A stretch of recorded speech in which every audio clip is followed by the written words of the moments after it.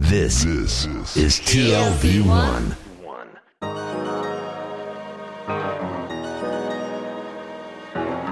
The Tel Aviv Review with Gilad Halpern.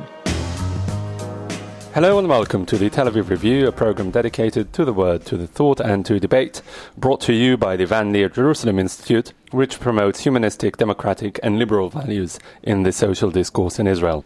I am your host, Gilad Halpern, and every week I'll be engaging in close encounters of the intellectual kind with writers and scholars, or simply people of ideas of all types and vocations who have done something to make our lives a tad more interesting.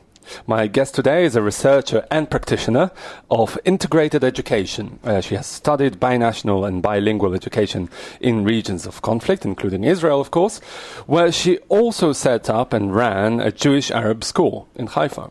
She is a lecturer at Oranim Academic College of Education in the north of Israel, where she's joining me today. Dr. Merav Ben-Nun, hello and welcome to the Tel Aviv Review. Hi, it's nice to be with you. The first bilingual school in Israel was set up in the egalitarian Jewish-Arab village of Shalom, Salam. That's correct. Near Jerusalem. Their name translates as Oasis of Peace. Do you think that these integrated spaces that you offer as part of your work can indeed be labeled as oasis of peace, or is it a fanciful aspiration that sometimes falls short of reality? I think it's a good question, and we respect and have learned. I work with hand-in-hand schools that have followed the first school that was set up in Neve Shalom, Salam, Oasis of Peace. And as for your question, I think what we're trying to create is an oasis of equality. And that, too, is a huge mission. Peace is something that is a broader issue, and we can't, or we don't even want to, we don't even aspire to make our schools a bubble within larger society.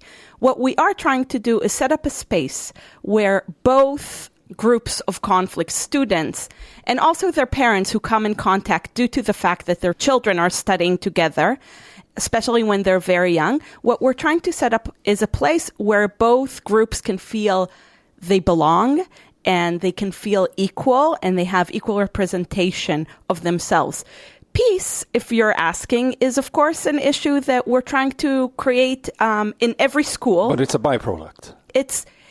Again, children fight and they play together and they laugh together and they eat and they sleep in our school in Haifa. No, but your mission is not necessarily to make peace per se, but you're just perhaps creating the right circumstances for it. We're saying a lot of the schools, a lot of the educational system in Israel is not preparing children for peace. It's preparing children to continue living in a very segregated society that is full of hostility and fears the other. What we're trying to do is, prepare our children for maybe one day for peace to come and for them to know how to behave in that. But aren't you, exactly because of that, aren't you fighting an uphill battle here? Because at the end of the day, they go back to their homes, to their communities, to the situation of very palpable conflict. Don't you feel that your work may well go to waste? What we are trying to do side by side to our schools is also create communities. So set up platforms for the adults, for parents, but not only parents, any interested adults in our projects to come together and enjoy each other's company and get to know each other through both dialogue, intense dialogue work and narrative, talking about narratives, but also through events that are more fun and more related to everyday life. And our hope is that the children will come home to a home that is also aware of the other, speaks the same language that they speak in schools. Mm-hmm. Having said that, yes, the situation here in Israel is not getting simpler. I think larger society is more hostile, more scared. But we do have more and more demand for our schools, on the other hand. So we are creating something that is growing in size, even though we're a very small portion. But these kids that go to your school, I would assume that they originally come from communities that are more prone, more open-minded to this kind of content, this kind of message.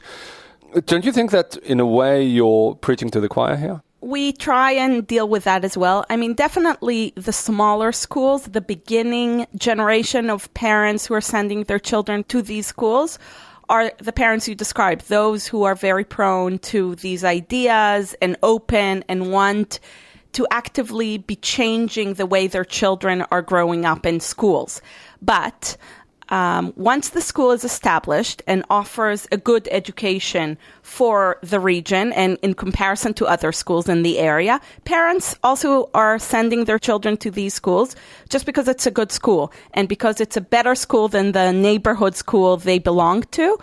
And we're extending the impact and the influence to not only be within the community that is naturally, thinks this way. Mm-hmm. I want to say more than that. My older children, I have a small child who goes to the school we created in Haifa, but my older children go to regular schools in the city.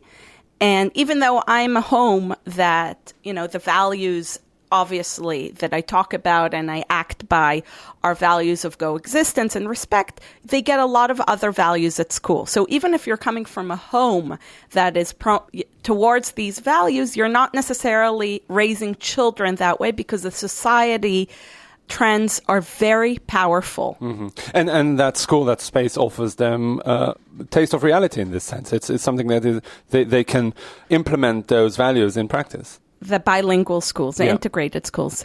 We like to believe that these children are growing up with the values and they know what to do with them later in life, meaning they know to seek them out, seek the people who think in this more open way, and also work to achieve them in their next frameworks. Either it's in university or in other places that they are going to once they're done school. Mm-hmm. The thing about the very essence of these schools is that it can be interpreted as very subversive, just transcending the very well-known and established categories of Israeli society and the way things are run in this country. Yet schools need the very intimate cooperation of state agencies, namely the Ministry of Education. Do you feel that they are receptive to this kind of endeavor? So, in our experience, first of all, yes, the schools that have been set up over the years, the first one by hand in hand, I'm talking about the first one in Jerusalem and in the Galil region and in Wadi Ara and Kfar Kara, have been accepted fully by the Ministry of Education, recognized as public regular schools with a special edition of the bilingualism, which demands extra staff. So we do get the support and recognition of the Ministry of Education. Ironically, in Haifa, this was not the case. And as we set up our school and went to the Ministry of the Department of Education of our municipality of Haifa, the mayor said, in Haifa, we don't need this kind of school because our schools are open and Arabs can sign up to regular Jewish schools, and there's no need for these types of schools in our city. We fought that, and next year we're opening our first grade in a public school in Haifa. Mm-hmm. So we are subversive, as you mentioned, but we are also been recognized. Mm-hmm. How does it work with the bilingualism, by the way? Everybody, staff as well as students, need to be fully bilingual? Unfortunately, that should be our goal and that should be the situation. But Jewish teachers in Israel, Hebrew-speaking teachers, most of them, not 100%, but most of them don't know Arabic. So our bilingual teachers are usually the Arab teachers who speak both Hebrew and Arabic fluently and very well.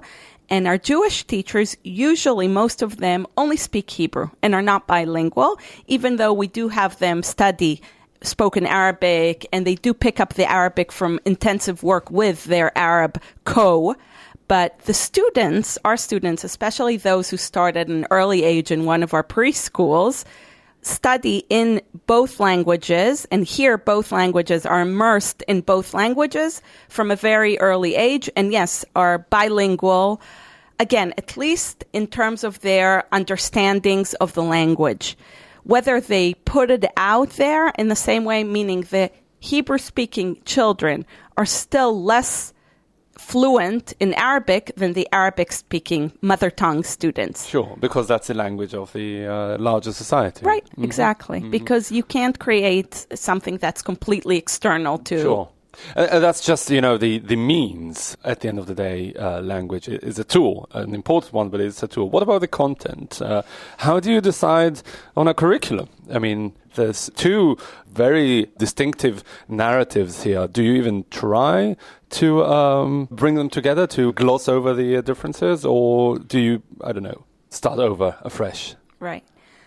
Well, we have a few different approaches, and depending on the subject matter, in terms of, for example, the younger age children, those who are not yet at school age that are in our kindergartens and preschools, they enjoy the multiculturalism of being in a structure that has 3 religions within them. So they celebrate, we have Hanukkah Christmas parties every December, and we blend those holidays as the holidays of lights, and we celebrate both together, and all the children know that some of them celebrate Hanukkah at home, and some of them will celebrate Christmas at home, and some of them don't celebrate either if they're Muslim. And some of them, their parents celebrate Ramadan, and after school they will go to their grandparents and do the iftar, and we will do one big happy iftar dinner together as a community.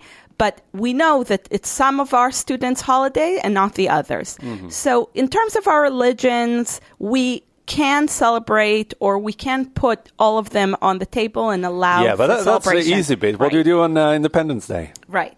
So the harder questions are when the narratives come one at the expense of the other, or at least that's how it's seen in larger Israeli society. There's a real fear to recognize, acknowledge the Palestinian narrative that exists side by side to the Zionist narrative. What we try and do is, yes, tell the stories, allow for the stories to be told, whether it's in parent dialogue meetings or it's in lessons during Land Day, for example, or days that are national days where the Palestinian narrative is remembered. It could be Land Day, it could be the May 15th, known as the Nakba Day. Allow for the stories to be told, allow for the stories of the Zionist narrative to be told, and allow the children to make sense of those. These are the older children, the children who are, in the higher grades. They can make sense of it. They can choose. And it's been done in other places in Israel. Yeah. But does it go down well, or is it controversial every year anew? It's not. We're used to it. We prepare for it. We have parent meetings. We have teacher dialogue meetings. We think about the ceremonies that we will prepare for the coming days. So we do prepare for it, and we have enough experience so that it doesn't erupt. Things like what happened in the past year, explaining the events that are constantly playing out around us, sometimes can be more difficult. So in Jerusalem, the school had to deal with, over this past year, these waves of violence coming from very young children, and explaining the different narratives and the different ways of seeing what's happening around them for the children. That's, it's a big challenge, but It's a big challenge for any teacher who comes into a classroom and needs to explain to the students why they're terrified. And from here we can segue neatly into the broader issue that relates to your research. It was essentially comparative. You compared the case in Northern Ireland, also another segregated, very deeply divided community, with violent conflict elements to it, and Israel. What really are the elements that run across the board that aren't really unique to Israel and can be generalized according to your experience in Northern Ireland? So the Northern Ireland experience is very interesting to learn because of what you mentioned, that there are similar aspects of that conflict that have played out over the course of these past 100 years, maybe, or even longer, if you think back of the history of these conflicts that go back way before even this past century. But when we look at the ideas, first of all, bringing the groups together as a way of maybe reducing the hostility felt, the threat, the hate, has been done in both areas. So in both areas, we see schools that have started, but not only schools, many, many different types of projects that bring these two communities that have fought with each other, that have seen each other as the ultimate enemy. We've brought them together in different projects to meet, to talk, and to see that the other isn't, the devil, the ultimate enemy, isn't beyond human. It happens in both societies. I think Northern Ireland, they have less of the language issue. And their conflict has been more in its solving area, also because of the European community that has become involved. It was involved there because of the past agreements that have actually worked there. So they have fewer external forces to fight against. Right now, the conflict is less active. Yeah. But we come, and also the integrated schools there work from the assumption that there's always, waves of violence. And if you're not bringing people together, you're keeping them apart and you're keeping them hateful and terrified of each other. Mm-hmm. So even if you're saying, okay, we're past this, the troubles are an issue of the past and are no longer part of what our society is suffering from, I think it's not true. I think many would agree that there's a need to still do different projects to bring people together to tell the stories. But if we take that and bring it back home to Israel, don't you feel that in many ways you're getting ahead of yourselves because you're trying to do something that is very welcome and very inspirational, but all around you things are only getting worse? Yeah, it's frustrating. And, we wake up some days feeling very optimistic that we're doing something very significant. And other days saying, why are we even bothering to do what we're doing? Because so much is happening that is going in different directions. But, we can create a different experience for our own children, which I think many of the parents involved in this project is what they're thinking. For my own child, I would like things, the way he thinks, to be different. Mm-hmm. That's a big motivator. So you're not just waiting for the circumstances to emerge, but you're basically paving the way yourselves, right, which in itself is highly commendable. What can I say? Dr. Merav Ben-Nun, researcher and practitioner of integrated education, a lecturer here at Oranim Academic College of Education. Thank you very much for joining us today. Thank you for your question. And also big thanks to the Van Leer Institute for the generous support. If you like this podcast, there are many more where it came from. Just go to www.tlv1.fm/podcasts and take your pick.